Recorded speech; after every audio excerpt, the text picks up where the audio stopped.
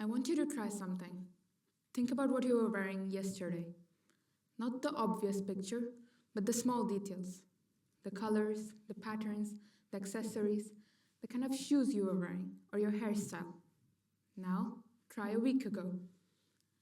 How about 2 weeks ago? At some point, you cannot imagine the moment anymore.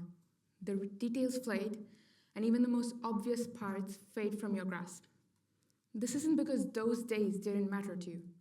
It's because your brain decided they weren't important enough to retain. But how does our brain decide which moments to preserve and which to neglect?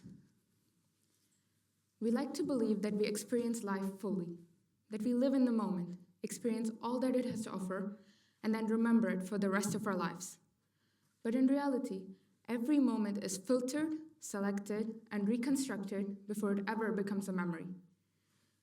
Every second, our brain receives an overwhelming amount of sensory information. Our brain cannot process every stimulus with equal priority, so it constantly filters information before it reaches our conscious awareness. Attention acts as a spotlight, where whatever falls inside this ring of light is what you notice and remember, whereas everything else fades into the shadows, non-existent.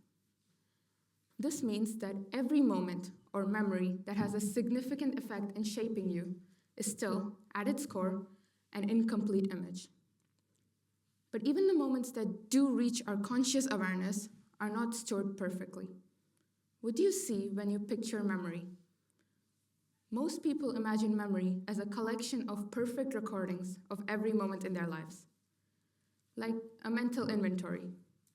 But memory is not a recording, it's a reconstruction.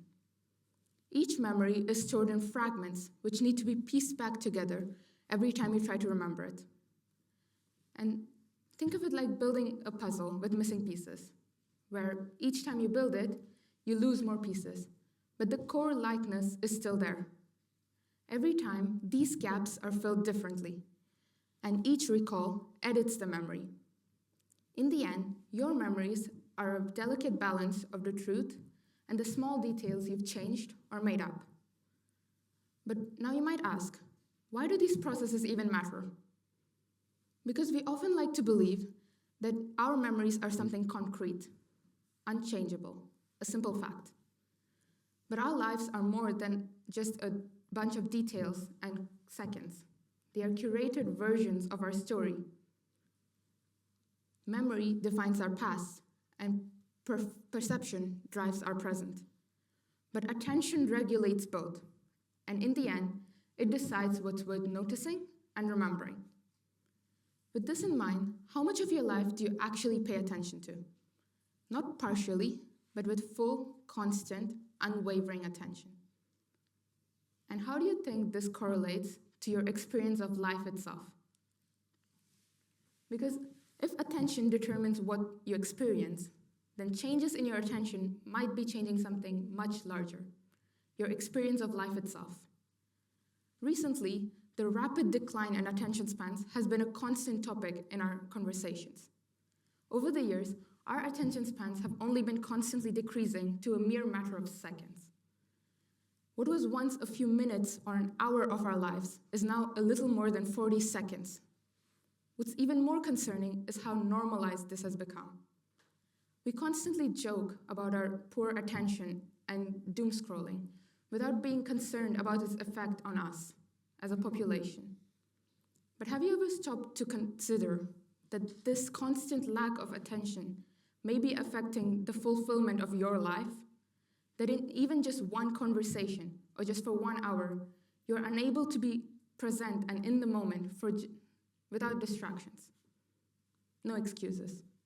Simply because we deemed its effect on us to be insignificant.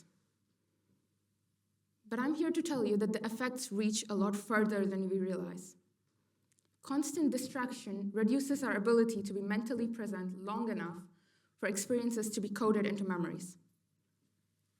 We consume information rapidly, but we process it shallowly. We get distracted by so many things that even the most important details, like the birthday of a loved one, get lost in this rush of new input. This is why most people describe time as moving faster as you get older. Because when we're young, everything we experience is new and unique, demanding our full attention. But as we get older, fewer unique and deeply processed memories form, causing periods of our life to feel compressed when you look back on them. The encouraging part is that all these effects can be reversed. Attention is something you can train and improve, and your actions don't have to be difficult. It can be finding a hobby that you're passionate about and trying to improve that skill. Or you can just go outside and appreciate scenery or architecture. Or even something as simple as having a conversation or a meal without distractions. No checking for notifications or multitasking. Just being present and in the moment for a few minutes. Because when you live in the moment, your life instantly feels fuller and more lived in. In our modern world, which constantly encourages passive attention, most meaningful experiences require active attention.